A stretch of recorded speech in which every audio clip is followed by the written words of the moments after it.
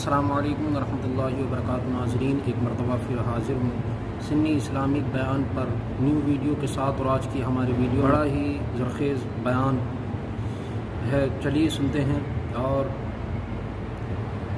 اپنی زندگی کو ایک نیا موڑ دینے کی کوشش کرتے ہیں۔ ظلم مت کرو، بددعا مت لو کسی کی۔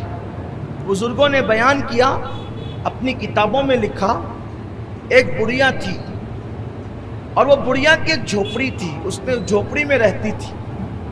آج کل ہم دیکھ رہے ہیں اپنے مالیگاؤں شہر میں بھی مالدار لوگ غریبوں کو دباتے ہیں، طاقتور لوگ غریبوں کو دباتے ہیں، بالخصوص تھوڑے سے جن کو اللہ طاقت و قوت دیتا ہے کمزوروں کو دباتے ہیں۔ لیکن میں لوگوں سے یہ کہتا ہوں کہ کمزوروں کو دبانے میں کوئی کمال نہیں ہے، کمزوروں کو اٹھانا کمال ہے۔ اٹھانے والے بنو، گرانے والے مت۔ یاد رکھنا، گرا کے کبھی سکون نہیں ملتا، ہمیشہ سکون اٹھا کے ملتا۔ کسی کو دکھ دے کر کبھی سکون نہیں ملتا، ہمیشہ سکھ دے کر سکون ملتا ہے۔ بڑھیا تھی، اس کی چھوٹی سی جھوپڑی تھی۔ ایک بادشاہ کو خیال آیا کہ میں نے کوئی محل بنانا ہے اپنا۔ محل کے لیے اپنے نوکروں سے کہا، سپاہ سے کہا، میرا محل بنانا چاہتا ہوں نیا، زمین دیکھو۔ زمین دیکھنے وہاں کیا معاملہ تھا، کوئی خریدی بکری تو کرنی نہیں تھی، پوری سلطنت بادشاہ کی تھی۔ انہوں نے ایک جگہ کا انتخاب کیا، جگہ منتخب ہو گئی، محل کی سنگ بنیاد رکھ دی گئی، محل کی تعمیر بھی شروع ہو گئی، محل بن بھی گیا۔ محل بن گیا جنگل میں، تو جنگل میں تو منگل ہی ہو گیا۔ جب محل بن گیا تو کسی چاپلوس نے، کیونکہ لوگ کہتے ہیں نا شاہ سے زیادہ شاہ کے نوکر جو ڈیڑھ ہوشیار ہوتے ہیں، تو ایسا ہی ہوتا ہے۔ چمچے بڑا خرابہ کرتے ہیں، چمچے ارد گرد کے لوگ بڑا خرابہ کرتے ہیں۔ اللہ کی امان مانگیے۔ پہلی بات تو چمچے رکھیے ہی مت۔ مالداروں کے ارد گرد تو ہو ہی جاتے ہیں، مالداروں کے ارد گرد ہو جائیں گے، طاقتوروں کے ارد گرد ہو جائیں گے، اہل علم کے ارد گرد ہو جائیں گے۔ ضرورت نہیں ہے،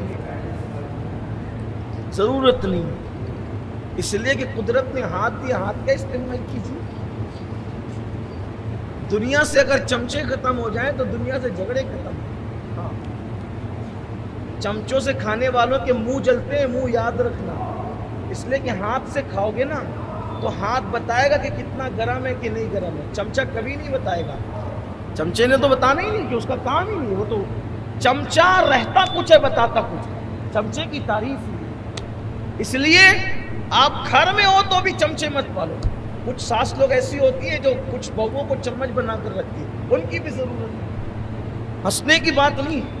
کچھ لیڈران ایسے ہوتے ہیں جو لوگوں کو چمچے بنا کے رکھتے ہیں، کچھ اہل علم ایسے ہوتے ہیں جو کچھ لوگوں کو چمچے بنا کے رکھتے ہیں، ان کی ضرورت نہیں ہے، سماج کو۔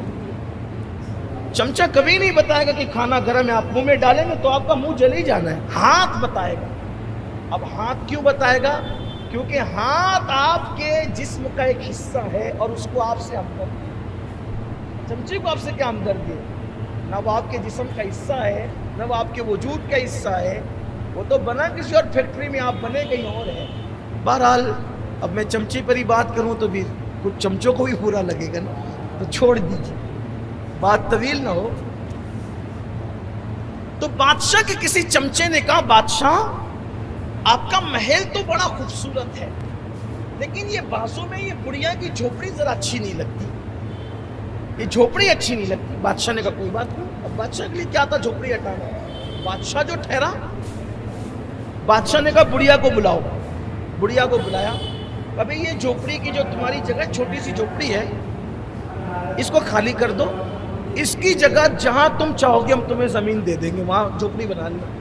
یہاں مخمل میں ٹاٹ کا پیون لگ رہی ہے آپ کی جھوپڑی، ہٹاؤ یہاں سے۔ بڑھیا نے کہا بادشاہ میری زندگی کی جوانی سے لے کر اب تک کا وقت میں نے گزار دیا اس جھوپڑی میں، میرا دل لگا ہے، میں بوڑھی ہو گئی ہوں، بہت دن میں جی نہیں سکتی، میں بہت دن نہیں رہوں گی، تھوڑے دن برداشت کر لو۔ اور میں نے خریدا یہ جگہ، میں نے کسی جگہ پہ قبضہ نہیں کیا ہے، میرا حق ہے اس زمین پہ، اس لیے تھوڑا برداشت کر لیجئے، میں مر جاؤں گی پھر سب آپ ہی کا ہوگا، میں یہ جگہ چھوڑ کے نہیں جاؤں گی۔ بادشاہ نے کہا کوئی بات نہیں، چلو جاؤ، ٹھیک ہے۔ اور وہ تو چلی گئی۔ اس کے چمچوں نے پھر ورغلایا کہ یہ اچھی نہیں لگتی، یہ کام کرو، یہ بڑھیا کر کیا لے گی؟ یاد رکھو، ہر ظلم کرنے والا یہ سوچتا ہے کہ یہ کر کیا لے گا، وہ کچھ نہیں کرے گا، وہ کمزور ہے، وہ کچھ نہیں کرے گا، لیکن اس کا جو رب ہے وہ بہت طاقت والا ہے، یہ مت بھولنا کبھی۔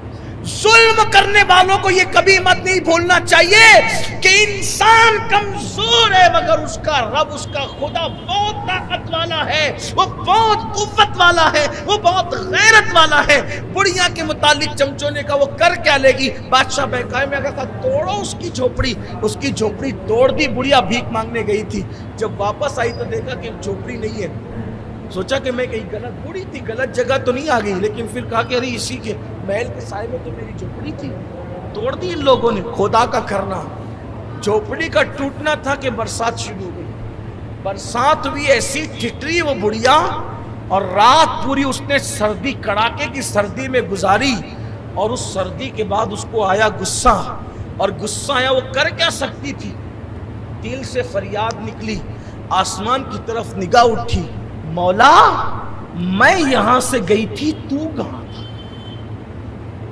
اس کے مظلوم کے، اللہ کے رسول علیہ السلام فرماتے ہیں مظلوم کی دعا اور اللہ رب العزت کے اجابت میں کوئی پردہ نہیں ہوتا۔